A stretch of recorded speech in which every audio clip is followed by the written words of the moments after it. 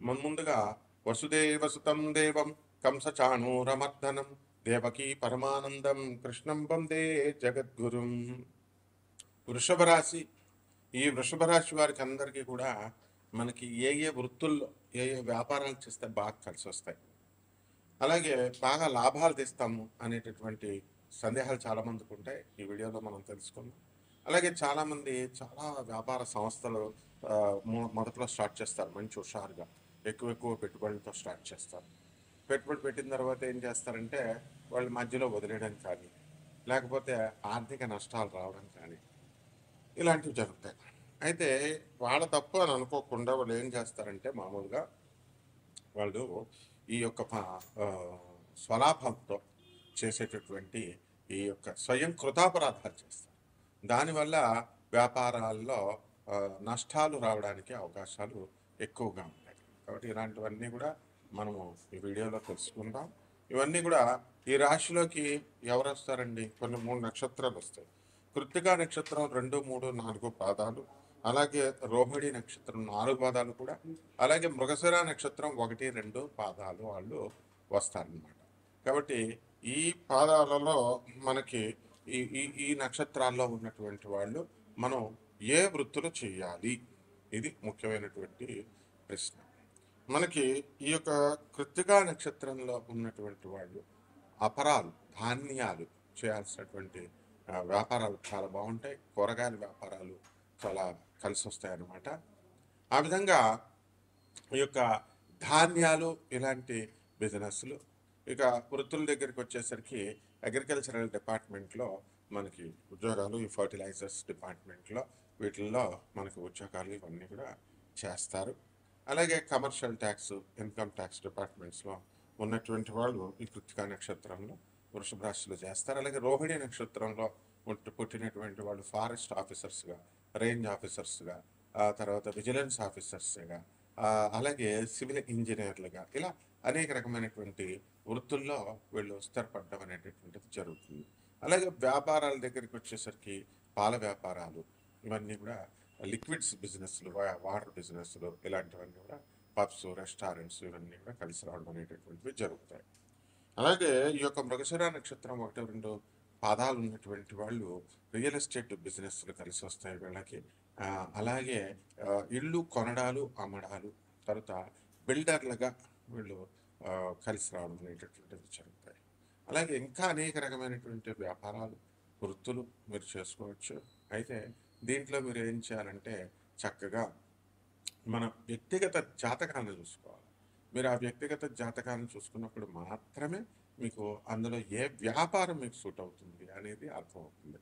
నేను professor doctor Mallapudi సత్యనారాయణమూర్తిని NASA రిపోర్ట్స్ను ఆధారంగా చేసుకొని ఈ యొక్క మోడర్న్ సైన్స్ని, ఏన్షియంట్ ఆస్ట్రాలజీ అంటే ప్రాచీన జ్యోతిష శాస్త్రాన్ని, తర్వాత అత్యాధునికమైనటువంటి మోడర్న్ సైన్స్ని రెండింటిని బ్లెండ్ చేసి చెప్తాము. కాబట్టి ఇక్కడ మనకి లగ్నము, నక్షత్రము, అలాగే ఈ యొక్క రాశి మూడిట్లని బ్లెండ్ చేసి మనము ఈ యొక్క ఏ వ్యాపారాలు చేయాలి, ఏంటి, ఏవి కలిసి వస్తాయి అనేటటువంటిది మనం చెప్పడం జరుగుతుంది. అయితే చాలామందికి ఇప్పుడు శని మహాదశ నడుస్తుంది అనుకున్నాం. ఆ శని మహాదశలో చాలామందికి కలిసి వచ్చినటువంటి వాళ్ళు ఉన్నారు, అలాగే కలిసి రానటువంటి వాళ్ళు కూడా ఉన్నారు. అయితే ఏలినాటి శని సమయం, అలాగే అర్ధాష్టమం, అష్టమ శనులు, ఇలాంటివన్నీ కూడా నడుస్తూ ఉంటాయి. కాబట్టి ఈ ఈ దశల్లో ఏ వ్యాపారమైనా కనుక పట్టుకుంటే ఆ వ్యాపారం మసైపోతాము, లేకపోతే లాస్ అవుతాము అనేటటువంటి దురభిప్రాయాలు కూడా చాలా ఉన్నాయి. అయితే ఈ ఏలినాటి శని సమయాల్లోనే మనకి చక్కగా వ్యాపారాలు బాగా చేయడము, మంచి పెళ్ళిళ్ళు అవ్వడము, లేకపోతే వ్యాపారాలు పుంజుకోవడము, ముందుకు వెళ్ళడము, ఇలాంటివన్నీ కూడా జరుగుతూ ఉంటాయి అన్నమాట. కాబట్టి ఈ రాశి వారికి అందరికీ కూడా మనం ఏం చేస్తామో ఈ వ్యక్తిగత జాతకాలలో ఉన్నటువంటి గ్రహాల యొక్క ప్లేస్మెంట్స్ని బట్టి ఆ గ్రహాలు వేటితో కలిసి ఉన్నాయి, కంబస్ట్ అయినయ్యా, దగ్ధమైనయ్యా, ఇలాంటివన్నీ కూడా మనం పరిగణలోకి తీసుకొని చెప్పాలి. కాబట్టి ఈ వ్యక్తిగత జాతకాల కోసం మీరు ఏం చేయాలంటే డైరెక్ట్గా నన్ను సంప్రదించండి. నాన్ కమర్షియల్ ఆస్పెక్ట్తో మేము ఈ జాతకాలు అనేటటువంటి చెప్పడం జరుగుతుంది. చాలామంది కపట జ్యోతిష్కులు, వీళ్ళంతా జ్యోతిష సెంటర్స్, వాళ్ళు ఏం చేస్తున్నారంటే వాళ్ళు నా నేమ్కి ట్యాగ్ని యాడ్ చేసుకొని నా పేరు కొడితే వాళ్ళ జ్యోతిష్యం సెంటర్ వచ్చేలాగా పెట్టుకుంటున్నారు. మనకి ఏ విధమైనటువంటి జ్యోతిష్ సెంటర్స్ని నేను రన్ చేయను.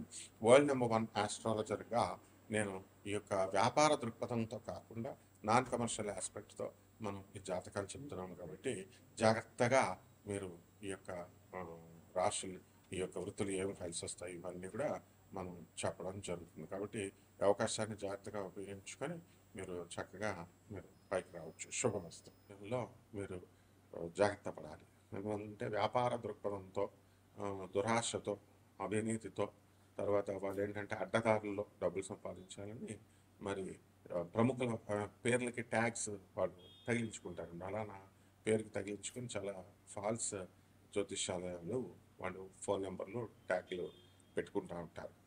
కాబట్టి అవి నా నోటీస్కి వచ్చినాయి, నేను చూస్తున్నాను. వాళ్ళకి ఎన్నిసార్లు చెప్పినా సరే వాళ్ళు మారడం లేదన్నమాట. కాబట్టి ప్రేక్షకులు మీరు ఈ విషయంలో జాగ్రత్తగా ఉండండి. అండ్ తప్పకుండా ఏ వృత్తుల్లో ఈ యొక్క రాజ్యాధిపతి స్ట్రాంగ్గా ఉండాలి. ఏ వృత్తి అయినా సరే, ఉద్యోగం అయినా సరే. ఆ రాజ్యాధిపతిలో మనకి శత్రుక్షేత్రాలు ఉంటాయి. ఆ శత్రు నక్షత్రాలు అందులో ఉండడం కానీ, అవయోగాలు మనకి కంబస్ట్ అవ్వడానికి కానీ, ఇలా అనేక రకమైనటువంటి సమస్యలు మనకి జాతకాల్లో కనబడుతూ ఉంటాయి. అలాగే మనకి ఇప్పుడు శుక్ర మహాదశ తర్వాత చాలా బాగుంటుందండి అని అంటారు. అలాగే గురు మహాదశ చాలా బాగుంటుందండి పేరు ప్రతిష్టలకి అంటాం. కానీ గురు మహాదశలో చాలా అవయోగాలు అపనందలు పడినటువంటి వాళ్ళు ఉన్నారు, అవమానాలు పొందినటువంటి వాళ్ళు ఉన్నారు. శుక్ర మహాదశలో అన్యాయాత్యత ధనలాభాలు సంపాదించినటువంటి వాళ్ళు ఉన్నారు. వీళ్ళంతా కూడా మరి అయినప్పటికీ కూడా అవయోగాలు కేవలం సంపూర్ణంగా యోగాలే కాకుండా అవయోగాలు కూడా చాలామంది ఎదుర్కొంటున్నారు.